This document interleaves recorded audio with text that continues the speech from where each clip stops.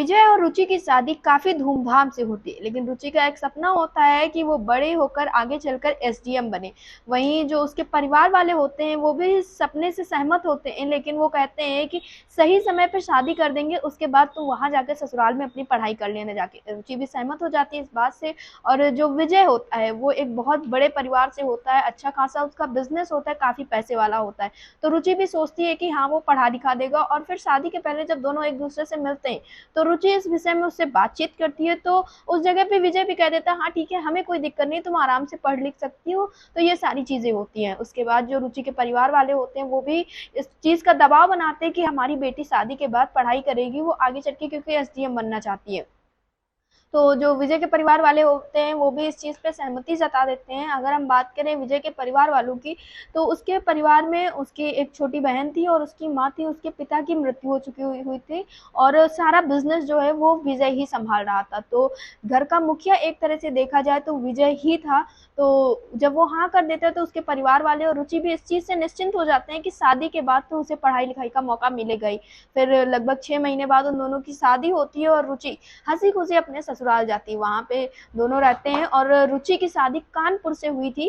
तो काफी अच्छे से उनका परिवार रह रहा होता है, सब लोग काफी खुश होते हैं। लेकिन जब इस बीच में शादी के कुछ वक्त बाद रुचि पढ़ने के लिए कहती है तो उसके परिवार वाले इस चीज से सहमति भी जता देते हैं। और कहीं ना कहीं देखा जाए तो जो विजय की माँ थी वो इस बात से सहमत नहीं थी, लेकिन अपने बेटे की खुशी के लिए वो हाँ कर देती, कहती ठीक है तुम पढ़ाई करो। और फिर उसका एडमिशन एक कोचिंग इंस्टीट्यूट में हो जाता है। रुचि पढ़ने लगती है और वो अटेम्प्ट भी देती है, एक दो बार उसका सिलेक्शन नहीं होता है। वहीं बात करें अगर हम विजय की, विजय तो पहले बहुत अच्छे से रहता था, लेकिन जो विजय के दोस्त थे वो अच्छे नहीं थे। कहते हैं ना कि संगत का असर बहुत बड़ा होता है। विजय एक बुरी संगति में पड़ गया था। जो उसके दोस्त थे वो शराब पीने वाले थे और पैसे उड़ाने वाले थे। तो और जो विजय होता है वो एक काफी पैसे वाला लड़का होता है। तो वो विजय को ये सोचते हैं कि अगर ये भी शराब पीने लगता है तो इससे अच्छे से आराम से पैसे ऐंठे जा सकते हैं। तो इस चीज को लेकर वो हमेशा विजय को अपने साथ रखते थे। वही रुचि जो थी वो पढ़ाई लिखाई में बिजी रहती, तो वो इन सारी चीजों पे ज्यादा ध्यान नहीं दे पाती थी। लेकिन एक दिन जब रुचि बैठी हुई थी तो वो देखती है कि जो विजय होता है वो शराब पी के है। तो विजय को वो इस चीज से मना करती है। तो विजय कहता है ठीक है, आगे से नहीं पियेंगे। तो क्योंकि वो जो होता है वो रुचि से बेहद प्यार करता है, वो नहीं चाहता था कि उसकी वजह से रुचि के बीच में उसके बीच में कोई मनमुटाव हो। लेकिन जो उसके दोस्त होते हैं वो यही चाह रहे थे कि किसी भी तरह से इन दोनों का रिश्ता टूट जाए। और क्योंकि जो विजय होता है वो रुचि की बात ज्यादा मानता था, तो ये सारी चीजें उनके दोस्तों को अच्छी नहीं लगती थी। तो उनके दोस्त ये सारी चीजें करते हैं। उनके दोस्त बेवजह से विजय को भड़काते रहते हैं, उसकी पत्नी के खिलाफ कुछ ना कुछ बोलते रहते हैं। और फिर विजय रोजाना शराब पीने लगता है। इस वजह से उसका धंधा भी जो होता है वो धीरे धीरे कम पड़ने लगता है, उसका बिजनेस में लॉस होने लगता है। इस चीज से वो काफी परेशान है और परेशानी की वजह से वो और ज्यादा पीने लगता है। इस बीच में उसकी माँ की मृत्यु हो जाती है, जो कि काफी दुखद होता है। और इसके बाद से वो अपनी बहन की शादी कर देता है। उसकी बहन भी अपने ससुराल चली जाती है। अब उसके घर पे बसते हैं सिर्फ विजय और उसकी पत्नी। जो कि रुचि थी वो पढ़ाई लिखाई करती रहती थी, लेकिन एक दिन जो उसके दोस्त होते हैं ये सोचते हैं कि अगर इसकी पढ़ाई बंद कर दी जाएगी तो शायद इन दोनों के बीच में झगड़ा हो जाएगा। और ठीक वैसा ही होता है।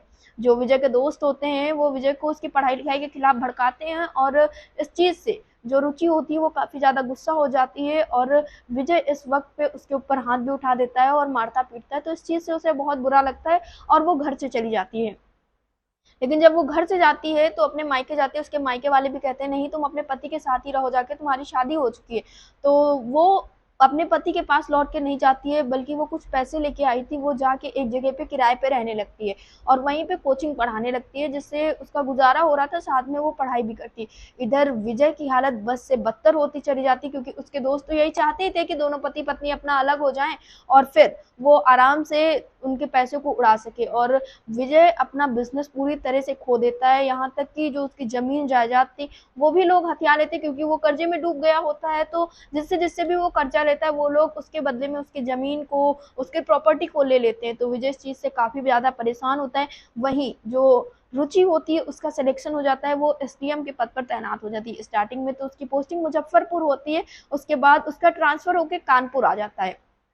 विजय को समझ नहीं आ रहा था वो क्या करे, काफी ज्यादा परेशान था। फिर उसका एक दोस्त होता है जो सच में उसका दोस्त होता है, उसका भला चाहता है, उससे कहता है कि क्यों ना तुम पानी पूरी का ठेला लगाने लगो। तो वो कहता है ठीक है, तो वो पानी पूरी का ठेला लगाना शुरू कर देता है, जिससे उसकी ठीक-ठाक इनकम हो जाती थी।